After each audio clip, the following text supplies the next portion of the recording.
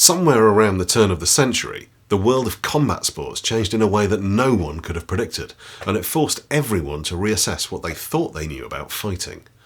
A world populated by successful boxers and wrestlers of amazing skill who had no reason to question their fighting superiority was turned upside down. An art that no one had really come across before burst onto the scene and demonstrated its clear superiority.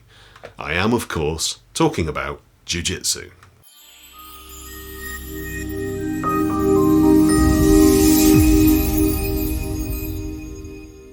Contrary to what you might be thinking now, I'm not talking about the birth of the UFC and Royce Gracie, though the parallels are quite astonishing. I'm talking about Yukio Tani and Sadokazu Uyenishi, who first introduced Jiu-Jitsu to the well-established fighting scene in England. Whatever your thoughts are on Barton Wright as a martial artist, there's no doubt that by bringing two fighters of the calibre of Tani and Uyenishi to the UK, he changed the face of combat sports for good. Much as Royce and the rest of the Gracie clan were to do 100 years later, the pair of them issued open challenges to anyone who was willing to face them. They swept through the assembled ranks of experienced fighters, never backing down and never losing, despite both men being short and of slight build.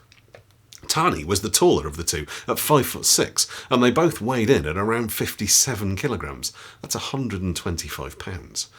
Their indisputable success was used as evidence for the superiority of Jiu-Jitsu over the native styles of fighting here in the UK, in much the same way that Brazilian Jiu-Jitsu, or Gracie Jiu-Jitsu, was suddenly touted as the ultimate fighting style because of the remarkable success of the unassuming Royce.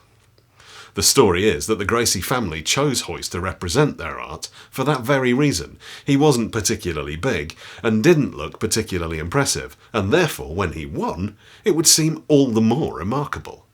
Whether that's true, or is simply a story created after the fact, isn't really relevant. The fact is that Royce did win, and he did set events in motion that brought the name of Gracie Jiu-Jitsu to the lips of every aspiring martial artist around the world. However, it wasn't simply the end result that mirrored that of a century earlier. The way that result was manufactured was also very similar. The first thing that allowed Jiu-Jitsu to emerge as the superior art was simply that it was unusual.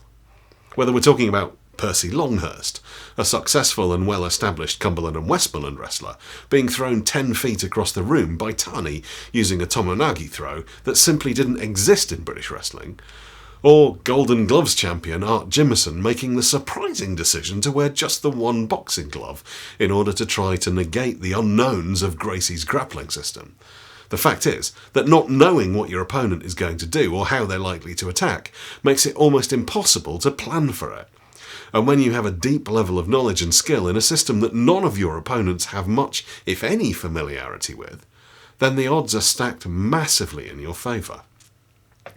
As Longhurst himself said, it's a reasonable assumption that the expert boxer, wrestler of Savatier would easily vanquish an opponent to whom these forms of antagonistics were wholly unknown, probably with the same ease as a jiu-jitsu expert will overcome the opponent who is ignorant of both Japanese and Western self-defense arts. But there's more to success and apparent superiority of jiu-jitsu than simply being novel. In both the 1890s and the 1990s, the rules were effectively rigged in favour of jiu-jitsu. Tani and Uyenishi fought against anyone who was willing to try their hand on stage, but they fought to jiu-jitsu rules. Not only did their art give them methods of taking an opponent to the ground that hadn't been seen in the UK wrestling systems before, like the aforementioned tomonagi, but taking someone to the ground was not considered enough to gain the win. In Britain, wrestling was fought to a pinfall. In most systems, simply getting your opponent to the ground was enough to win. But even in Lancashire wrestling, thought of by some as a barbarous system akin to dogfighting, the ultimate goal was still to secure the pin with both shoulders held against the ground.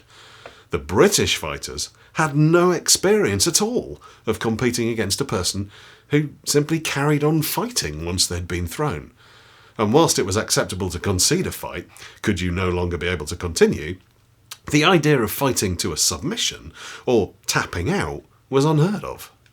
In a similar fashion, the rules of the early UFC tournaments were created to favour the jiu-jitsu fighters. It wasn't just that a boxer and saboteur weren't really likely to pose much of a challenge to an experienced grappler, but that Gracie was allowed to wear his gi, which he used to choke Shamrock, who wasn't allowed to wear his wrestling boots, which would have given him the extra leverage and purchase that might have made the difference. When the two of them fought again in UFC 5, the rules stipulated that there would be no judges, and a win could only be by knockout or submission. With a time limit imposed for the sake of television, the result was a draw, preserving Gracie's record, despite him having been dominated by Shamrock's striking and takedowns. Later, when Sakuraba defeated Hoyler, the Gracies claimed that the loss didn't count, as the rules shouldn't have allowed for a referee stoppage. Now, I'm not in any way trying to claim that Jiu Jitsu, whether of the traditional or the Brazilian variety, is not a fantastically effective fighting system. It is. And I'm not trying to run down any of the Gracies as unskilled. They are supremely skilled. What first Tani and Uyenishi did in the 1890s, and then Royce and the rest of his family did in the 1990s, was truly outstanding, and they well deserve their place in the history of recreational violence. But we should always try to keep a sense of perspective about these things. As Percy Longhurst himself said, Jiu-Jitsu is not in any way an infallible system that renders its practitioners invulnerable. But it is a hell of a fighting system. It is an awful lot of fun. And the people that learned it, practiced it, and taught it in the past truly were giants of the sport.